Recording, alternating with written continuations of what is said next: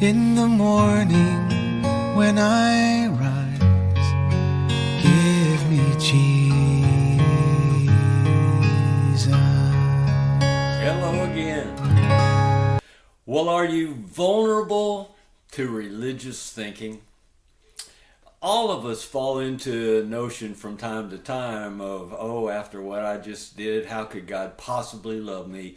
Or, oh my goodness, I have to clean myself up if God's going to be pleased with me.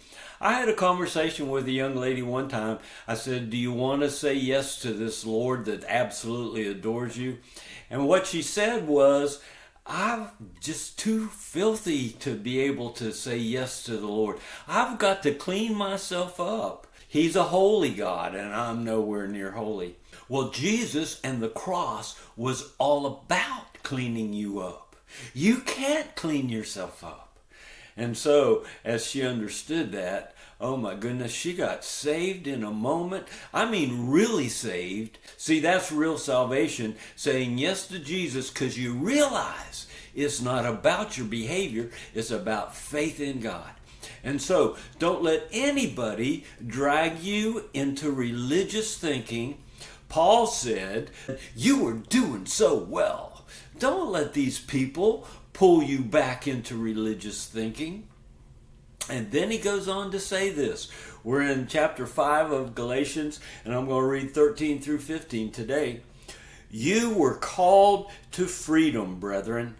Okay, did you hear that? God is calling you to be free.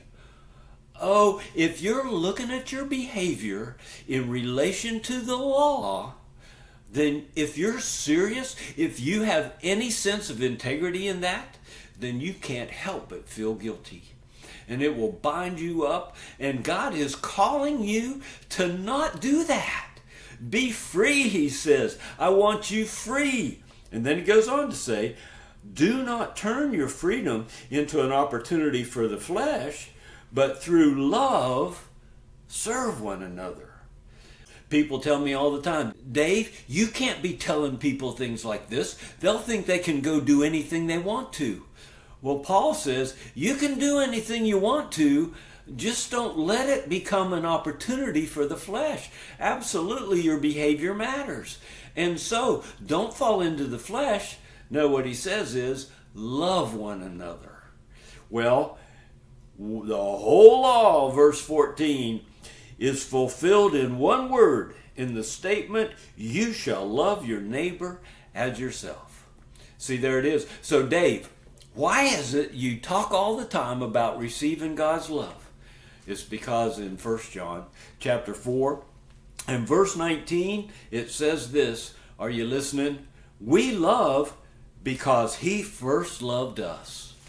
Okay, the whole law is wrapped up in loving one another, and you can't even love unless you've received his love. So the message that is most meaningful is the gospel, and the gospel is quit looking at yourself and your behavior. Thank Jesus that he paid for all that on the cross, and now look at him with the sense of you being the object of his love, so that you'll receive his love, so that you'll experience his love. Because once you're filled up with his love, then you'll be able to love one another. And as you do that, you fulfilled the whole law.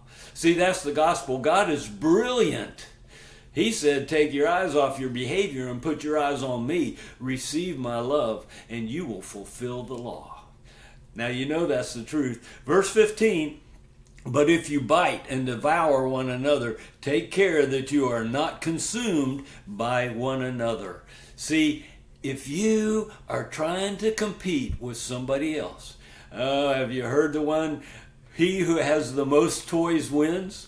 Are you trying to outdo the other one? Are you trying to have a bigger bank account? Are you trying to have a nicer car? Are you trying to have a bigger house? What are you doing to compete with your neighbor instead of just relaxing and loving him with the love of God that has come into you and filled you up, even to overflowing for the sake of your neighbor? Well, that's the gospel. Embrace that. Behold that today. You were called to freedom. God bless you. as you embrace your freedom today, free to receive the love of God. I'll see you Give tomorrow. me Jesus. Give me Jesus. You can